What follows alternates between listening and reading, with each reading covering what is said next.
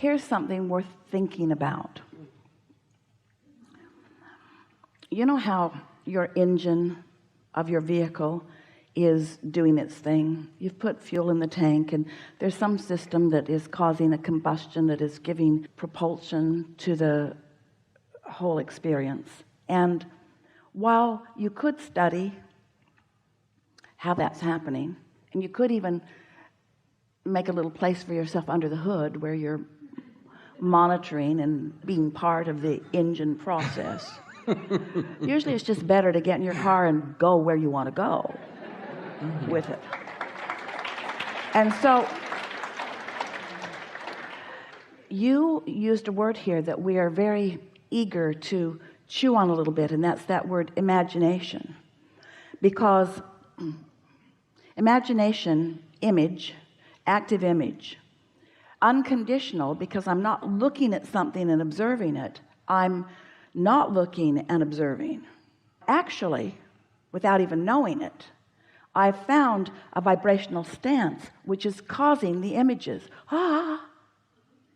I have found a vibrational stance that is causing the images, and I'm receiving the images. I'm not imagining, I'm allowing myself to be imagined on in. So Abraham, did you just say I'm not the thinker of my thoughts? You are the achiever of the frequency that allows you to receive and translate the vibration into a thought.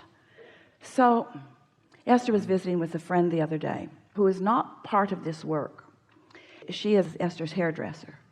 And so she was talking about some things she sees. And Esther was explaining to her, Esther said, I find this place where I can translate into words. And you are finding a place where you are translating into images. That's what imagination is. Now, those images come to you from some vibration somewhere. If you've been worried about a lot of things, if you've been convinced that there's evil in the world, if it doesn't matter what it is that you're believing, there is a vibration that you're translating into images. So what we really want to say is we want to get way down the road to step 12 so that you are consistently in sync with who you really are, and then allow yourself to be the receiver of what you're calling imagination, which we are calling translating vibration into the pre-steps of what you later will experience as reality. Does that make sense to you? Perfect sense. Great clarity. I'm creating fertile ground for my imagination. That really is the best way to look at that. Years ago, Jerry he wrote a paper, but he was wanting to let a whole body of his work be about turning thoughts to things. Turning thoughts to things. And we want to take that idea further by saying, allowing the vibration to become the thought, to become the thing. You're not turning anything to anything. Things are just becoming, because the law of attraction is making sure of that. And when you posture yourself in a way that you allow that, so your entire work must be about getting yourself in the receptive mode, which just means get happy. Don't work on your imagination, get happy. Don't try to figure things out, get happy. Don't try to solve the problems of the world. Ignore the problems of the world or you will not solve them. Now, let's be clear about this. You can't really ignore them because they're in your face. They're really in your face. So you're not really ignoring them, but you're not giving so much airtime to them that you're preventing yourself from being the solution to the problems that are showing up. Feel the difference in all of that? So the vibration of the question and the vibration of the answer are very different vibrations. So you were somewhere, maybe in one of those earlier steps, when you ask an important question and launched an important solution into being. But now where are you in relationship to the solution? Are you more a vibrational match to the solution or the problem? And you can tell by the way you feel, because you cannot be both at the same time. It's one or the other. So that's what we want to say to you. Decide that your dominant intent, always, what you mean most to do right here, right now, whenever it is to be in the receptive mode, which means you're going to take the path of least resistance from where you are right now. So Could someone write a book that says, people of planet Earth, this is the manual of the path of least resistance. Take these steps. Take these steps. Or does everyone stand in their own unique place in relationship to where they are and who they have become? And is the path of least resistance something that's moving about for them, that they're just finding the vibe of?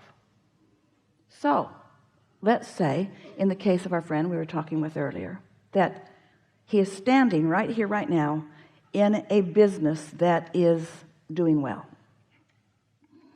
and the path of least resistance for him is for it to do even more, wanting his business to grow. He has a certain structure of his business right now that cannot right now accommodate his ambitions. So rather than all of a sudden going out and inquiring, getting his business bigger than his business, which is the path of more resistance, he instead stands where he is and takes the path that feels the best right here and right now. So do I go get a big loan and build a big infrastructure and hire a whole bunch of people? Only he could know if that's the path of least resistance or the path of more resistance. There's no formula that's right for everyone, and the formula that feels right for you right now may not be the formula that's right for you as you get down the road a little bit, because the path of least resistance keeps shifting, because it keeps being the path of least resistance in relationship to where you are and what you now want, and where you are and what you now want. You see what we're getting at? See if we can find another example of this. So you're in the living room with your children and they are bickering. Hardly happens to any of you. It's been going on for quite a while. It seems like the path of least resistance is to just go in there and knock their heads together.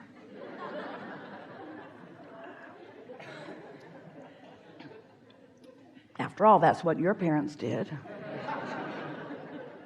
But you don't live in the same environment that you lived in then, and so that doesn't quite feel like the path of least resistance. And so you think, I'm going to get in this and I'm going to understand them. So you follow what you feel is the path of least resistance, because it feels like either knock their heads together or talk with them about it. So you go and talk with them about it, and what each of them does is volley for their defense. So now you're collecting all of this information, and now you're trying to sort out who's right and who's wrong in this. And suddenly you realize this wasn't your path of least resistance. You kind of wish you just knocked their heads together, but you decided earlier that that wasn't the path of least resistance. And so now you're here, you're not going to knock their heads together, but also now getting in the middle of this, you can feel is not the path of least resistance, because it's not getting better.